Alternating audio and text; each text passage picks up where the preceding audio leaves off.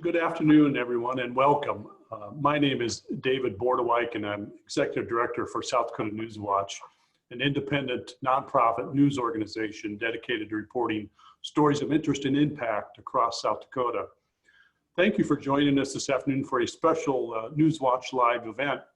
Our topic, Journalism and Democracy, a Dual Crisis. Our guest, media columnist Margaret Sullivan of the Washington Post. Before I introduce Margaret and Jack Marsh, who will lead the conversation, a few housekeeping items. First, we are recording this conversation and we will release it online for anyone who wishes to view it in the coming days. Look for more information to come regarding that availability. Second, if you have a question for Margaret during this hour, please type it in the chat function on this Zoom event. We will try to get to as many questions as we can during this hour. And now permit me to introduce our special guest. Before joining the Washington Post in 2016, Margaret Sullivan was the New York Times public editor. Before that, she was the chief editor of the Buffalo News in Buffalo, New York, her hometown.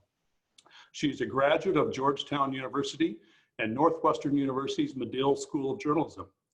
She was a member of the Pulitzer Prize Board and was twice elected as a director of the American Society of Newspaper Editors, where she led the First Amendment Committee.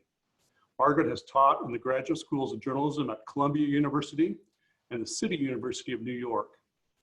Margaret has written a book about local news to be released in a few weeks. Ghosting the News, Local Journalism and the Crisis of American Democracy sounds an alarm for citizens to learn about the growing crisis in local news and why it matters to all of us. You can find it on Amazon now for pre-order. Welcome, Margaret. Thank you very much. It's great to be, I feel like I should say it's great to be in South Dakota, but with South Dakotans, I guess I'll say that. Well, it's great to have you with us as well. Thank you. Our moderator and interviewer this afternoon is retired news executive Jack Marsh. As most of you know, Jack is a co-founder and is co-chair for South Dakota Newswatch. Again, welcome everyone, and let's get started. Well, I'd like to welcome all the participants. We have a good audience today, and again, we will welcome your questions and encourage your questions as we go on here. We want this to be more of a conversation than less of an inquisition of Margaret, although I'm sure she's conducted a few inquisitions during her distinguished career. This is a wonderful opportunity for us. Now, this is the first stop on Margaret's national book tour, right? So yeah. Welcome to South Dakota. Thank you. Even though it's a virtual stop. Have you ever been to South Dakota, actually? I actually have not been to South Dakota, but I have had the privilege of writing for a South Dakota paper. When I was at Northwestern's Medill School, we had a program, and I was the Washington correspondent for a while for the Rapid City Gazette. And I had lots of Washington bylines for the paper, so I feel like I at least have some knowledge of the issues that matter in South Dakota. Wonderful, wonderful. Now, if you're wondering, people always wonder, where does my accent come from? Well, you may notice that Margaret and I both have the same accent because we both grew up in Western New York, and it's a very distinct accent, and we grew up in adjacent counties. That's right. You grew up in Erie County, I grew up in Niagara County. That's right. So welcome to South Dakota. Thank you. Your book, which Dave mentioned, is due out on July 14th. The title, Ghosting the News, Local Journalism and the Crisis of American Democracy. Margaret, what is it that prompted you to even do the research into the subject and then to write this book? Well, I've been certainly concerned about the local news scene for quite a while. I spent, actually, this is somewhat embarrassing to me because it's such a tell about my age, but I did spend 32 years at the Buffalo News. I started there as a summer intern, and I eventually became the top editor of the paper, and I did that job for almost 13 years before going to the New York Times. But during the time I was there, I saw the Buffalo News which was owned by Warren Buffett's Berkshire Hathaway almost the whole time, I saw it go from extremely, what I would say, extremely financially successful, as well as journalistically sound and respected, to a paper that was sort of in trouble. By the time I left in 2012, we had done round after round of buyouts. We had reduced the staff. We were worried about whether we would be profitable. And this, the Buffalo News actually was much, much better off than a lot of newspapers around the country that were owned by, big chains, sometimes hedge funds, and so on. So I saw firsthand how the reporting and the service to citizens was being so affected. And I can tell you that now it's been 8 years since I left that job in Buffalo, and things have only gotten much worse, and actually have, I think you could say, are almost in free fall right now.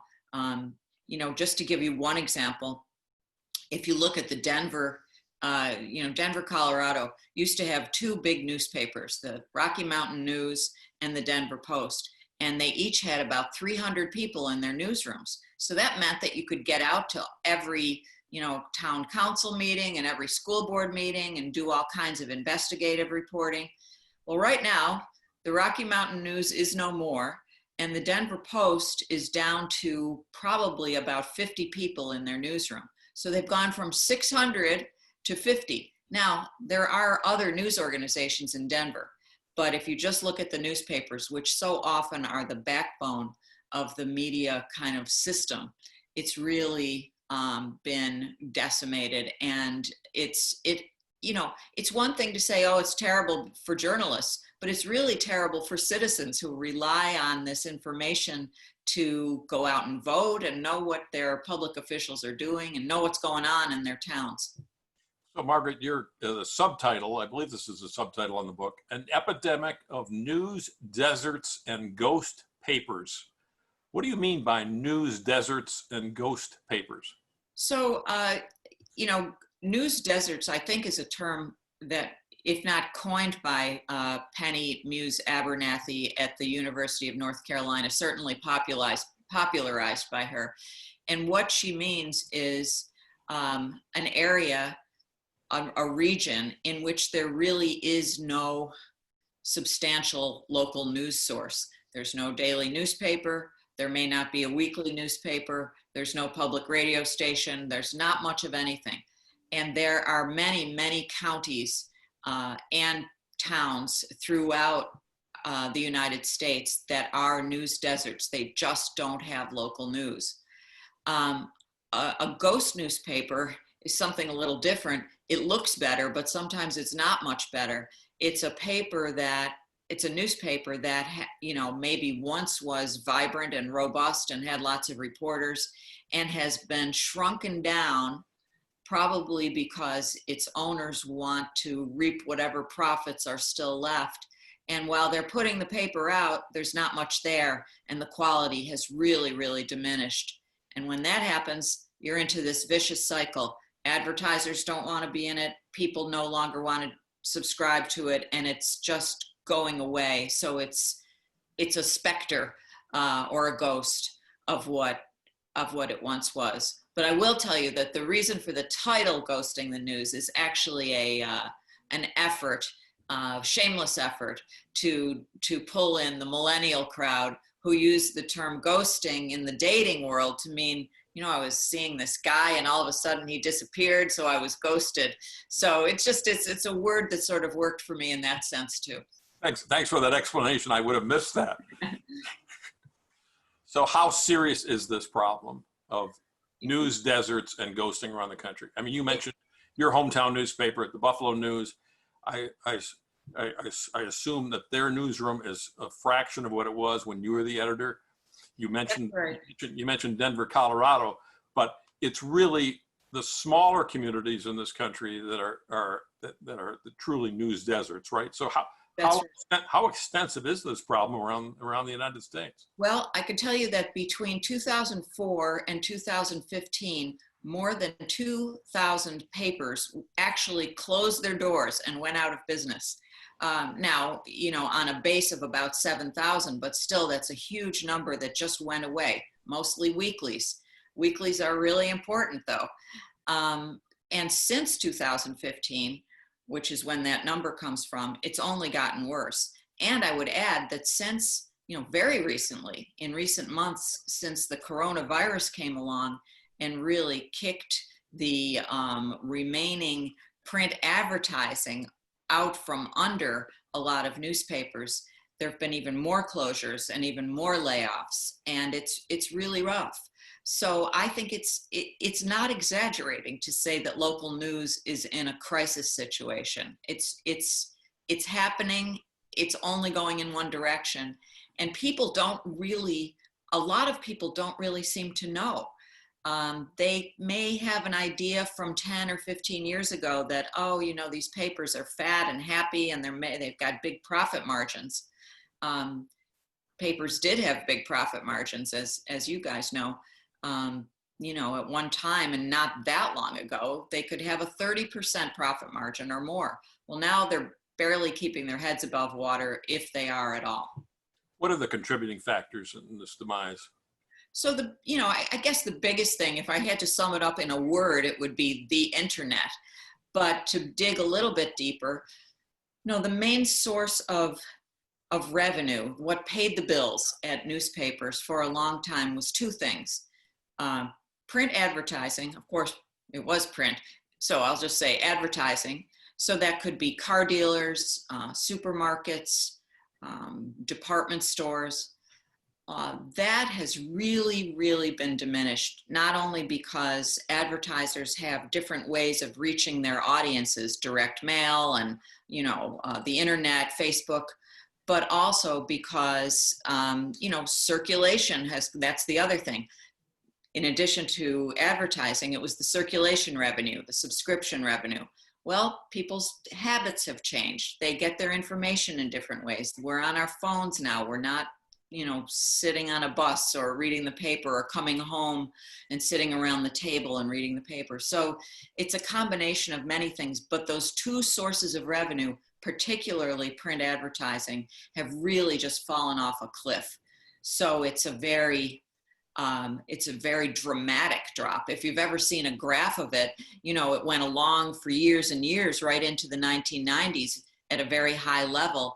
And then it really, around 2008, when the Great Recession came along, to build on the problems that were already there, there was a huge, huge drop and a falling off a cliff. Margaret, is this limited purely, are we talking about the print products, the printed weekly newspapers, the printed daily newspapers, or are we really talking about the decimation of newsrooms, regardless of the platform they're publishing on or printing or distributing? It could be broadcasters, it could be, digital only newsrooms. Is this a crisis affecting the entire news industry, affecting journalism, or are we just talking about the print products? It's not just newspapers. And when I talk about newspapers, I'm talking about not only the printed product, but the web presence and their social media presence, the newspaper company. So the Buffalo News, the Denver Post, whatever it may be. It's true that TV stations have a little bit more stability and have done a little better because they have cable transmission fees and advertising that haven't gone away in the same way that print advertising has. However, those newsrooms were never nearly as big as newspaper newsrooms, and they never were really built to do the same kinds of journalism that newspapers do, which is that day in and day out watchdog journalism. Not to say that TV stations don't do good work. They absolutely do, and they're doing more of it now.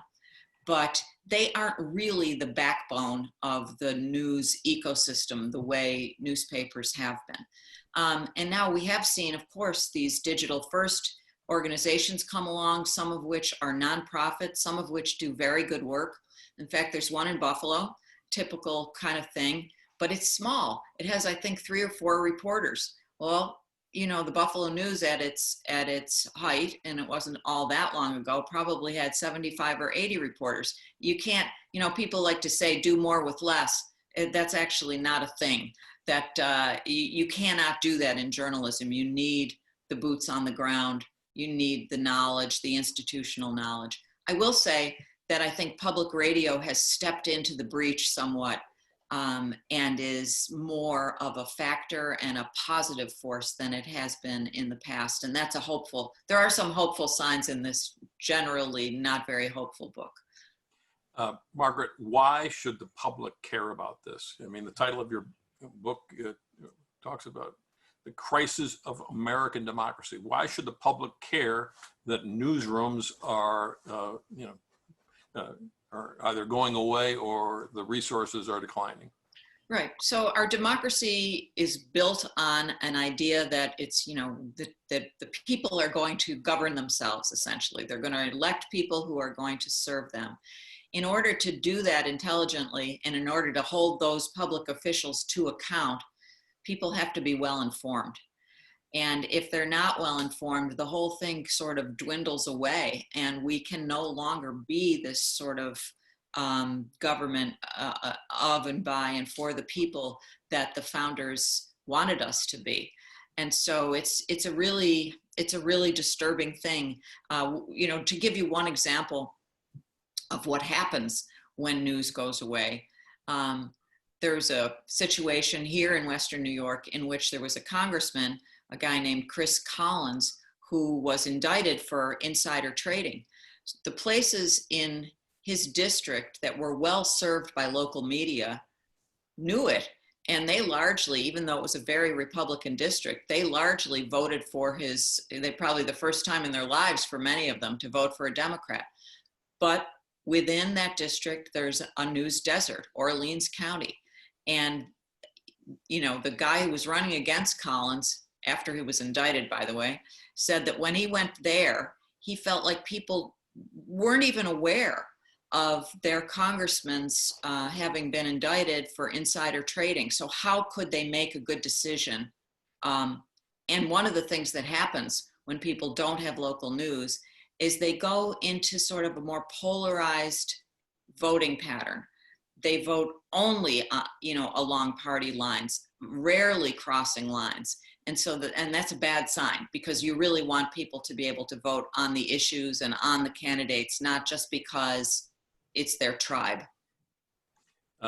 You were kind enough to give Dave an advance copy of your book. I didn't get one though. Uh-oh, we can get you one. I'll pre-order it. All right. But Dave, I know you've read the book. What questions come to mind for you, Dave? Well, first of all, Margaret, I did read the book, and I was really excited to do so. It's a great read. It's concise, and as I said, it's precise to really the landscape of the challenges facing the particularly local media outlets across America, as well as across the globe. I mean, you write in the book about not only in the United States, but other countries as well facing this very similar problem, correct? That's right. In fact, you know, the name of the publisher is Columbia Global Reports. And as I went into the writing of the book, the publisher said to me, you know, our mandate is that we look at the globe. So please make sure that you extend I did not run around the globe to do it, but I did reporting in you know, by phone and by just talking to people on email in places like Italy, Brazil, Australia, and elsewhere. And, you know, this is not a problem that observes geographical lines. It's happening in many places around the country, or around the world. The other thing I noticed in the book as well, Margaret, is that you do refer to the pandemic this spring. Obviously, you were able to provide some updates and last minute additions to before it went to the press. I'm wondering, obviously, as we've discussed and is realized, I mean, the pandemic is affecting businesses of all kinds, and as well as local media outlets.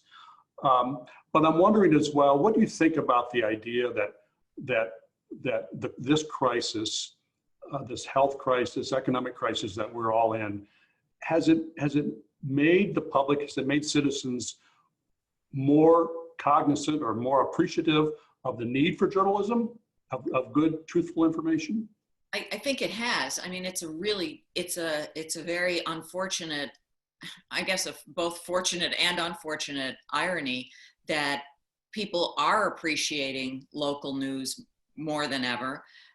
They are turning to local news outlets to find out, for example, what's the hospitalization rate right near me? What are the rules and regulations? Is my area reopening? Are we reopening and then turning back to not being reopened? What's the disease count? What's the death count? What's all of these things that are very, very close to our hearts and our lives and our families? We're getting them from local news sources because, NBC News isn't going to be able to cover what's happening in our cities and towns.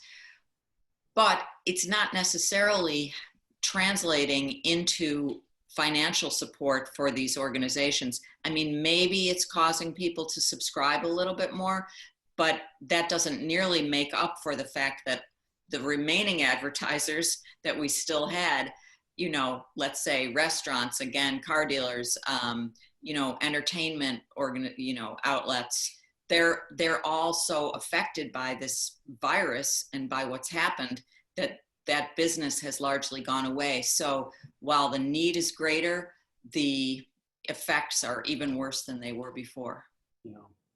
So it's added to this perfect storm, undermining the business model of the news industry. Is that what That's you're saying? right. Yeah. And I mean, I, of course, when I started writing this book last year, I had absolutely no idea that it would be affected by the pandemic, but these trends were happening anyway, and they were happening very fast. I felt like I couldn't even keep up with, the mergers, the papers going out of business, the layoffs. It was constantly sort of trying to keep the book fresh.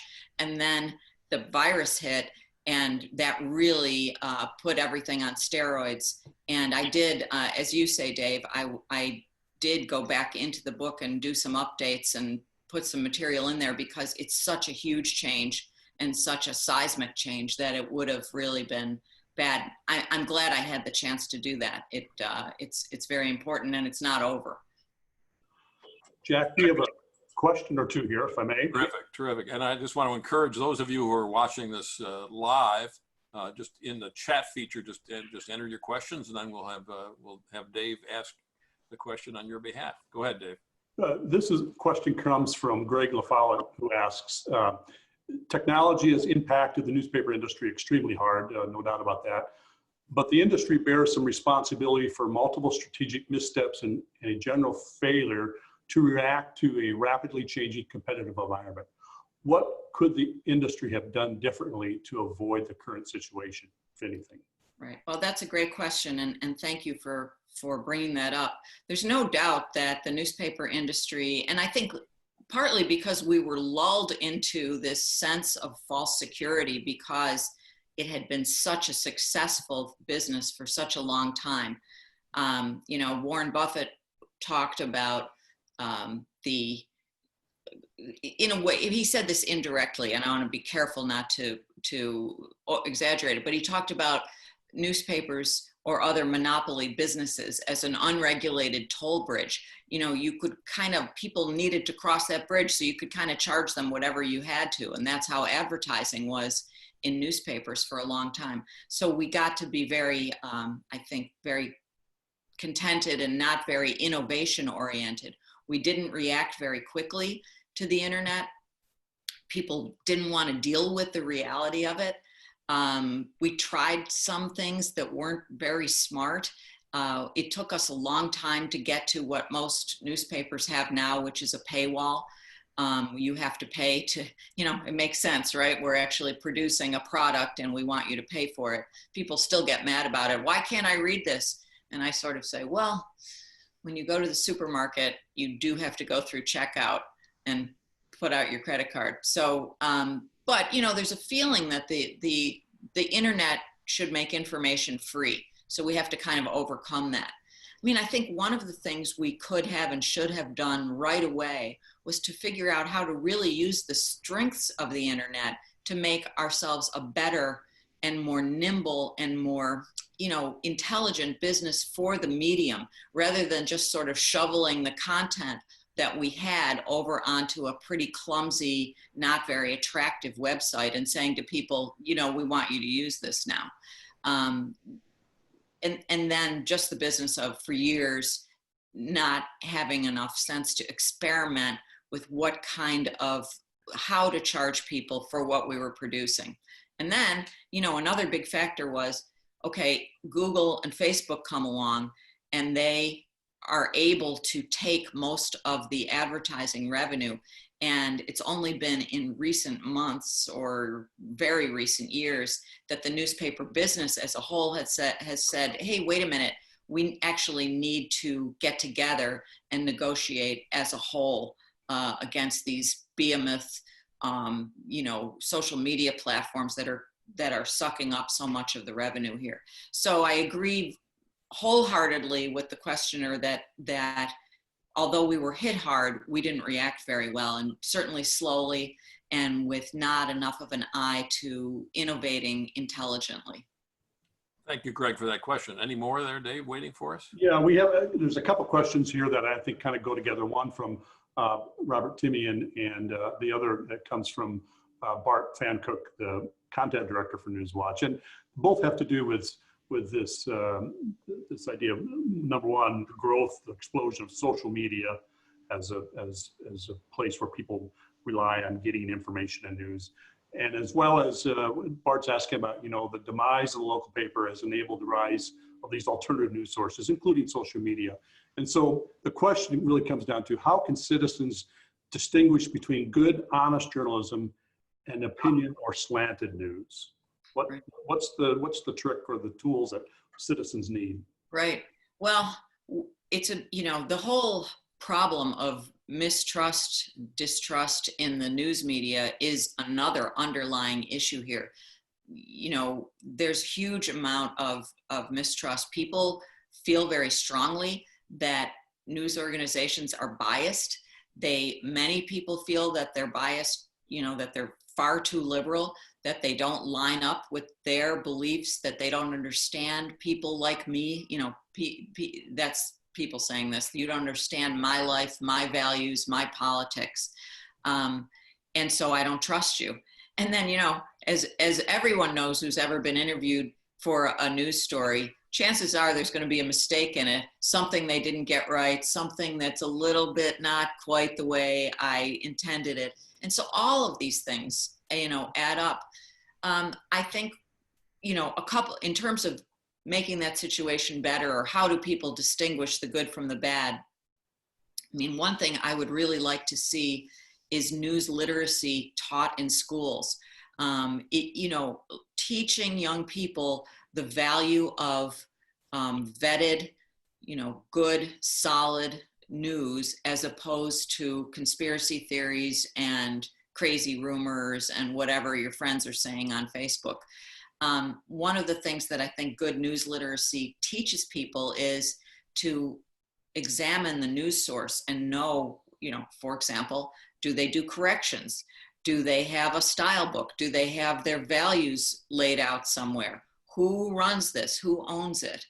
And then also to compare and contrast. I mean, I see things on social media all the time and I think, wow, I guess the expression is great story if true.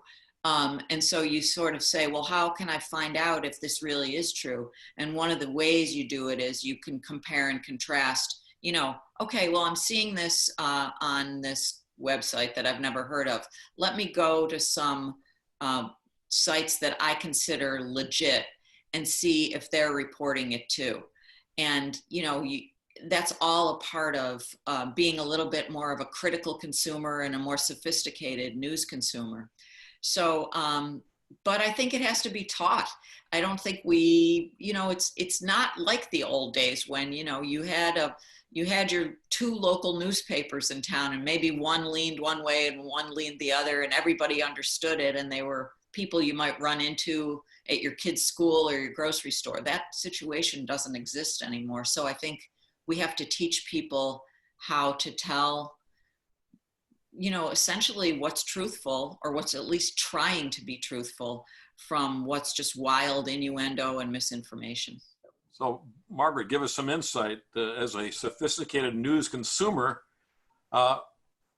What journalists, what news organizations do you trust, and what are your daily reading habits, viewing habits? Right.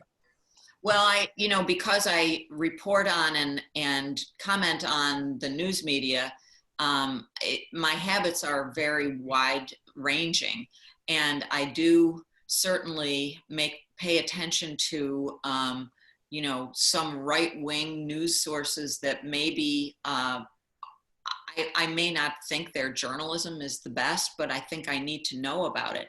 Mm-hmm. I get, for example, one of the ways that I keep informed is through some media newsletters. And one of the ones I get, and I would recommend it to everyone, is called The Writing with an R, RIGHTING.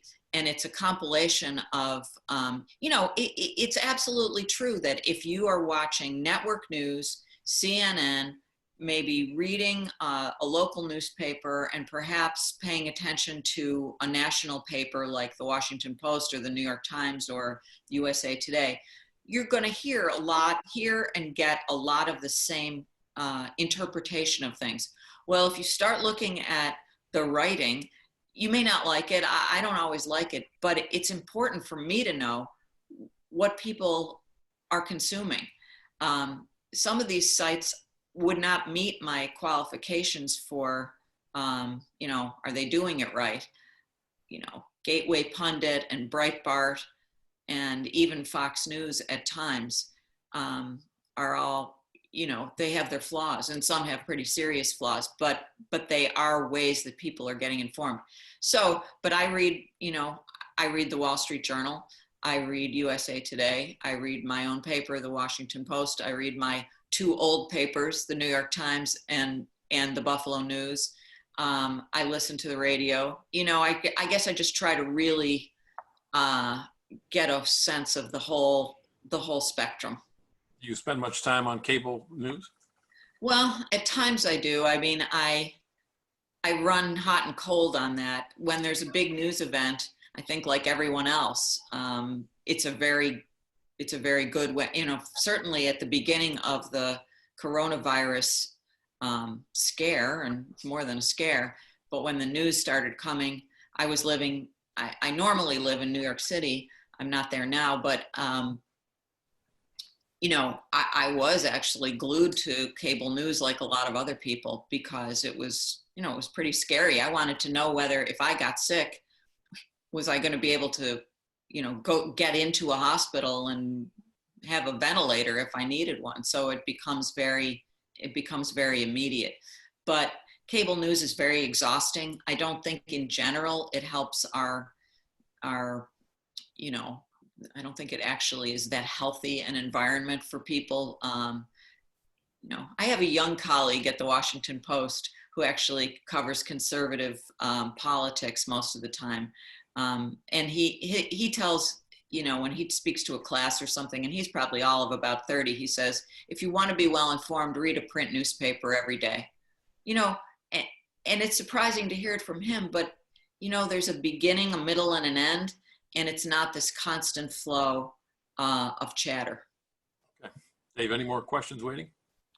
This goes back to, we talked about the trouble for media outlets that they're in, and this comes from my colleague at North Dakota Newspaper Association, and he's Steve Andrus, and Steve is asking about what's the answer. And that takes me to a quote from your book, Margaret. In your concluding chapter, you write, "My research for this book, combined with my decades in journalism, has left me with a great deal of sadness about what's happening and what is to come in the next several years.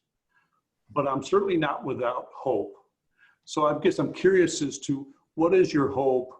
What do you see as possibilities for local news to move forward? Right. So thank you. I do, it is a sad situation, and I do feel hope about it. So some of the hope comes from the new digital first organizations that have cropped up. Texas Tribune, the one I mentioned in Buffalo, MinPost is another, Voice of San Diego. And I don't know, I'm sure they exist in South Dakota. I don't know exactly what they are. That would be us, South Dakota Newswatch. Okay, very good. So, that are probably funded, most of them are funded through philanthropy or through membership, and, not so much through advertising.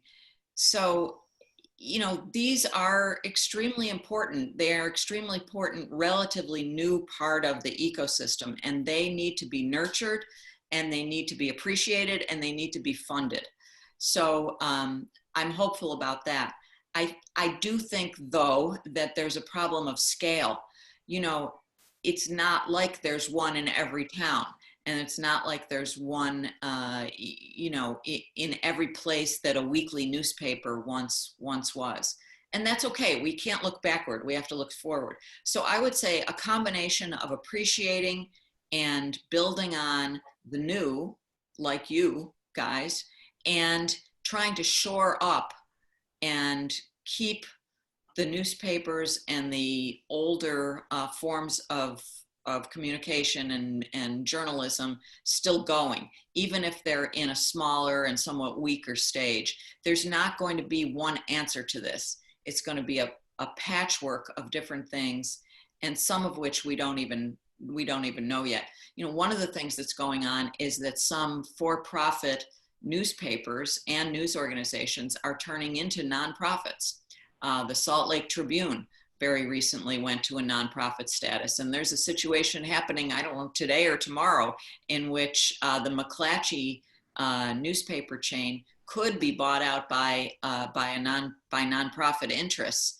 I mean, that kind of thing gives me hope, because they're not going to be looking for a 15% profit margin. They are just going to want to sort of break even. Margaret, I wonder if I could pose the same question to you that appeared on the headline of the column you wrote for the Washington Post on June 7th. What is a journalist supposed to be now? Are journalists still upholding those very fundamental standards of accuracy and fairness while fulfilling their watchdog role? So yeah, thank you. Thanks for the good question. I think there's a lot of discussion right now in news world, media world, about whether journalists should be, it's that word, that somewhat fraught word of objectivity, and what does it really mean? And is objectivity even possible? I mean, when I was running a newsroom, I strongly discouraged people from taking part in any kind of advocacy situation at all. We had in Buffalo was a very hot issue was abortion. And so, there were marches on both sides of it all the time. And I did not feel I could say to people, I mean, people still have civil rights. And I didn't think I could say to reporters, you do that and you're fired. But I certainly told people, I don't think it reflects well on us. I think we need to look like we are able to approach these things impartially. That's not a particularly popular notion right now. However, it's nuanced. I don't think it's all one way. I do think that we can sort of stand up for certain things that are defensible. I think we should be standing up for press rights. I think we can stand up for human rights. And, but I think we best do that through our reporting, through how we go after certain stories, going after corruption, examining situations rather than holding a picket sign. If I may, let me quote from that column. Trust in the news media is low, which is one reason police get away with attacking, even arresting reporters who are doing their jobs. Some propose to fix this by neutering journalists' best instincts, the same admirable impulses to improve society that drew them into a line of work that is rarely lucrative and often dangerous, especially right now. Others are intent on placating their political critics, but none of that is the answer. As these difficult moments continue to arise, and they will, Journalists and their newsroom bosses shouldn't be trying to make their work inoffensive. They should concentrate on how they can best serve their mission. I believe that. Even when I hear it now, I still believe it. And that's from earlier this month. So right. Good. But Good. it's a hot issue now, obviously, because we have protests going on. We have the whole country in turmoil, and many of our newsrooms are in turmoil too, over racial issues and over civil rights issues. And so this whole subject is very much on people's minds, and there's not a lot of agreement over it. But I like to try to reframe it when I can. And instead of using that word objectivity, which sort of feels like you have to go straight down the middle, which isn't always the best way, because the middle isn't necessarily where you find the truth. I like to think in terms of the words you used, accuracy and fairness. I think if we're accurate and we go after things in an enterprising way with an eye to fairness, if we try to report against our own biases, then we're going to be in pretty good shape. Good. I hope. Dave, more questions? Yes, this is something from a little different topic. It comes from a supporter who is asking, curious, now that some time has passed, did the New York Times blow the printing of Senator Cotton's guest column in your estimation? Well, this is an informed audience you've got here. Well, we have a very informed audience. Yeah, I like that. That's great. Well, I've heard arguments on both sides of that, of course. Plenty of people say, look, what's wrong with publishing this? We need to hear all different points of view. I think I would have been hesitant to run that piece myself, because in the moment, it was pretty inflammatory. The headline of it said, "Send in the troops." It seemed to say that when there are reasonable civil protests, we need to be sending in the US military to calm people down. It's not just that I disagree with that, but I think under the circumstances, it was inflammatory. And, newspapers are not going to print everything they get. I mean, it's not a form of censorship to say, I'm not sure that really meets our standards right now. So I do believe in airing things all across the political spectrum. I don't think I would have published that in that form with that headline at that particular moment. But there are lots of smart people who would disagree with it, and I understand that, but that's where I would come down. And now that I write a column and I can have an opinion, I like to use it. Perhaps the #1 media critic in this country right now is our president. Right.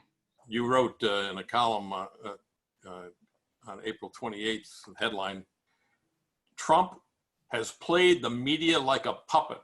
We are getting better, but history will not judge us kindly." Quote, "Someday we will get some perspective on how the press has contributed to this mess. When we have that distance, I suppose we will see what we will see as a candidate and a president who played the media like a puppet while deeply damaging the public's trust in the press as a democratic institution." Talk about the president, his attitude toward the media, and what the lasting impact of that is, positive and negative. So, during the 2016 campaign and throughout the Trump presidency, we've seen Donald Trump disparage the media. It's really a basic part of his appeal to his potential voters or his base. I'm going to disparage these folks, and they're part of the elite, and you and I, he says to his base, are not, and I'm going to put them down for you. And I'm going to call them scum and the enemy of the people. and all of this sort of thing. I think it's actually done a lot of harm.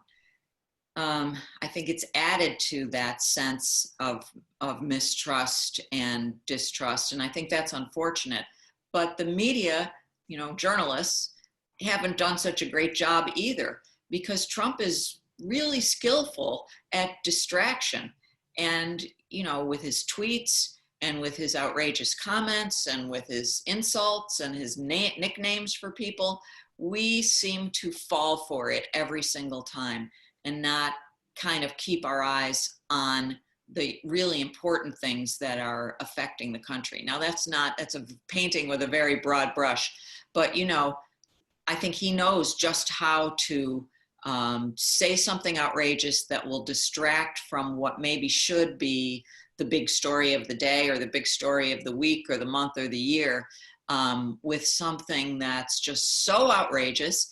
And it's easy to understand why the press falls for it. I mean, here's the President of the United States saying something that is actually causing our jaws to drop. We have to cover it.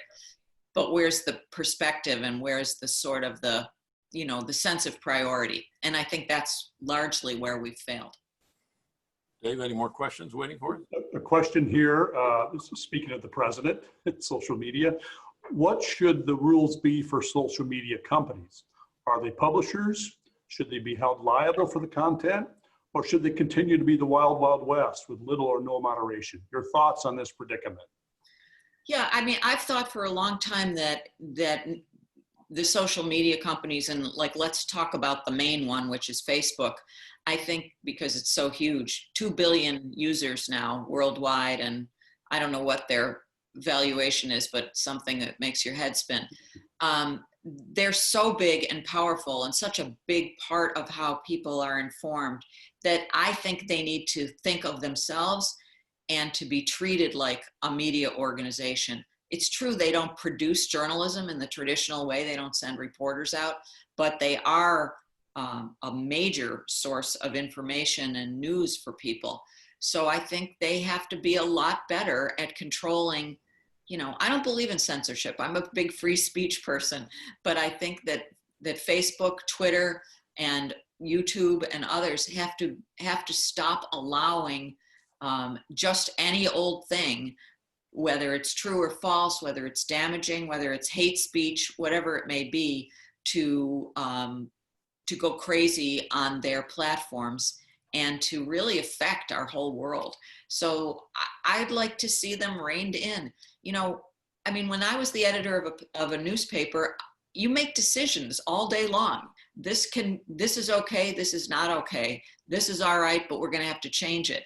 Now, you can't edit Facebook for 2 billion people, but you can have algorithms, standards, and ways of doing business that, as your questioner said, keep it from being the Wild West and keep it from being such a damaging force in our world. Another question here, Jack, Margaret, and along the lines of big tech that's sort of moving into traditional media.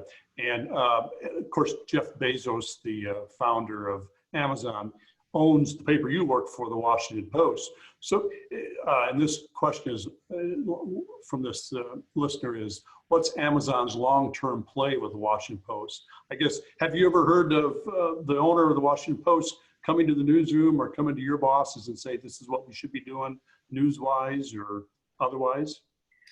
So, I think there's an important distinction that I'll make here, which is that Jeff Bezos is indeed the owner of the Washington Post. Amazon does not own the Washington Post. Bezos is the founder, and he's the honcho at Amazon, but Amazon is not the same entity, or it doesn't control the Washington Post. They are both things that Bezos owns. Nevertheless, it's obviously it's been a huge advantage for the Washington Post to have been bought by Bezos. I mean, we were in trouble. I wasn't there yet, but the paper was in trouble financially. And Bezos's purchase of it, he said what he wanted to do was give it runway, give it a chance to the time to figure out how to succeed on the digital front, which it really has. He does not I feel confident in saying this, that Bezos does not interfere with the editorial product. We have a great editor, Marty Baron. If any of you have seen the movie Spotlight, you know that the editor of the Boston Globe was this rigorous journalist who uncovered the Catholic priest scandal in Boston. Well, that's Marty, and Marty is the editor of the Washington Post.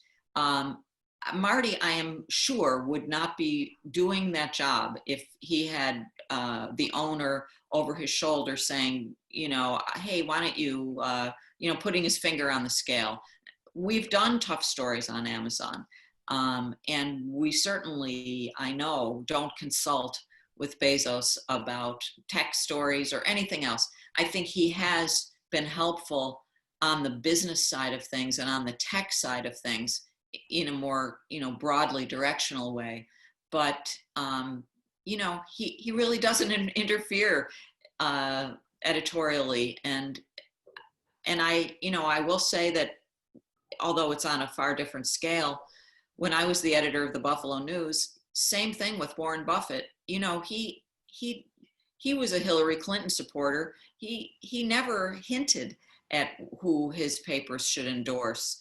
That was just not anything that he wanted to be involved in. So I know that this kind of hands-off ownership by a billionaire is possible. I know this from personal experience. And because I know Marty so well, I'm confident that it doesn't happen at the Post. Your counterpart at the New York Times, the immediate columnist there, Ben Smith, had a fascinating column just the other day about Marty Baron, about the Washington Post, that provided some real insight, I think. So I think it's fair to ask you, Margaret, do you think that the Washington Post, your employer, is setting the gold standard for the news industry? I mean, I really do. I think that the Post has been, at the forefront of the biggest stories and has done some of the best journalism in the past, 4 or 5 or 6 years since Marty arrived, and certainly has an incredible history with Watergate, Ben Bradley, the Graham family, Katharine Graham, who was always an idol of mine. I'm really proud of the work that the Post does. And, Ben's column portrayed Marty as an old school newspaper editor and sort of seemed to suggest that he was out of his element in this new world. And I really, it's not just corporate loyalty or personal loyalty that would make me say, no, that's not the case. I mean, we've been incredibly successful digitally and on the business side, as well as journalistically. So, if that's old fashioned, bring it on. I think it seems to be working. Dave, any others? I have one final question here. This comes from Karen Stuck, and Karen asks, one byproduct of the Trump administration is that reporters are much more willing to call a falsehood, even a lie, instead of the previous approach of on one hand, on the other hand. What are your thoughts on this? Is this a good thing? Well, I like many others, I was somewhat slow to come to the idea of calling Trump's misstatements or falsehoods lies, because it seems to suggest that you're inside their head and they intend to say something wrong. But when someone says something wrong and makes misstatements or, bald, falsehoods time after time on the same subject, I think it's fair to call it a lie. We know that it's not a simple misstatement or a slip of the tongue. These are intentional falsehoods, and when that's the case, in some cases it's appropriate to call them lies. My colleague Glenn Kessler actually has a book out now that collects all the misstatements of the Trump administration. It's a big, thick book, but Glenn is very careful to distinguish between things that he thinks can legitimately be called lies and things that, you have to use a slightly more careful term with. But when it's appropriate, I think it's fine. Yes. Thank you. So let's talk about the future, Margaret, and what our responsibilities are as journalists, what our responsibilities are at South Dakota Newswatch and serving the people of our state. And you know, my late boss, Al Newharth, used to say that the First Amendment guarantees a free press. We must ensure that it is a fair one, a fair press. What guidance would you offer to us here in South Dakota going forward to ensure that the journalists are upholding the very highest standards of ethics and professionalism, that we are truly serving the people of this state so that they can be better informed, more engaged citizens? Well, it sounds like you're already doing so much of that. I think it's admirable, and I cheer you on. You know, I think that, honestly, I think so much of what it comes down to now is making sure that we're viable and telling our story better. And I think as journalists generally, we have to make sure that the people we are serving understand our role. So we're not really too great at that. And I don't know why it is. We're in the communication business, but we don't necessarily sell ourselves all that well. So I think we have to get better at that. And then, as you said, to make sure that we're holding ourselves to the highest possible standards of fairness, accuracy, and ethics. And when we get it wrong, which we do, I mean, I know I have, I just wrote a mea culpa column the other day about a terrible misjudgment, I realize now, that I made as editor in Buffalo. I think it's really important to fess up and to say, you know what, got that wrong, I'm going to correct it, and here's how we're not going to do it that way anymore. So I think people respect that, and it brings the kind of understanding and loyalty that we need. Margaret Sullivan, on behalf of South Dakota Newswatch and the people of this state, we want to thank you for starting your national book tour virtually in the Rushmore State. Thank you. If anyone who's watching would like to get a copy of that book, it's titled "Ghosting the News: Local Journalism and the Crisis of American Democracy." It goes on sale July 14th. And Dave has already read it and endorses the book. I'm glad. I'm actually very, you know, it hasn't had many readers yet, so I'm really relieved to hear that, and I thank you. And thank you so much. Thank you for the opportunity. I've enjoyed it a lot and appreciate it very much. Our pleasure to have this conversation, and thanks to all of you, all of our members of our family here at South Dakota Newswatch for tuning in.